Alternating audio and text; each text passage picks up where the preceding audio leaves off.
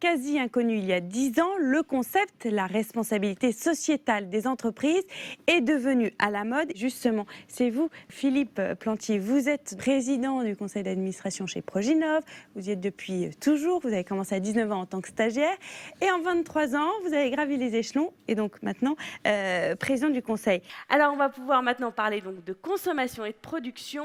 On parle depuis quelques années d'économie durable, de consommation circulaire, consommation avec circuit fermé. Est-ce que, honneur aux femmes, Marguerite, vous trouvez qu'actuellement, il y a vraiment un engagement de la part des consommateurs?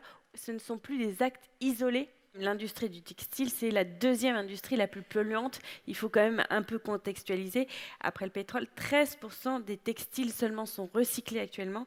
Et on estime par exemple qu'un t-shirt qu'on porte, eh bien, il parcourt à peu près 40 000 kilomètres. Vous en parliez tout à l'heure des kilomètres parcourus, etc. Et il faut faire évoluer les choses. Avant de donner la parole au public, Arthur, vous aussi, vous restez positif et on peut encore faire bouger les lignes et sauver notre planète.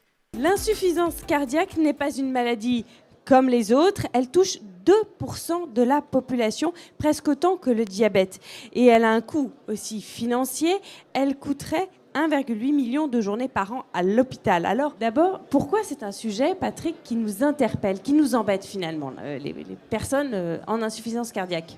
Parce que l'insuffisance cardiaque, c'est une maladie où on est extrêmement réhospitalisé. Oui, mais dans la pratique, c'est quand même compliqué. Vous, comment vous faites, Nicolas Delarche? Comment organiser une ARTIM lorsqu'on travaille dans un centre hospitalier distant d'un CHU? Comment faire?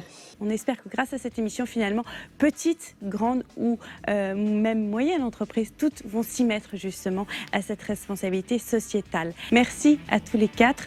Très bonne journée sur Télé Nantes.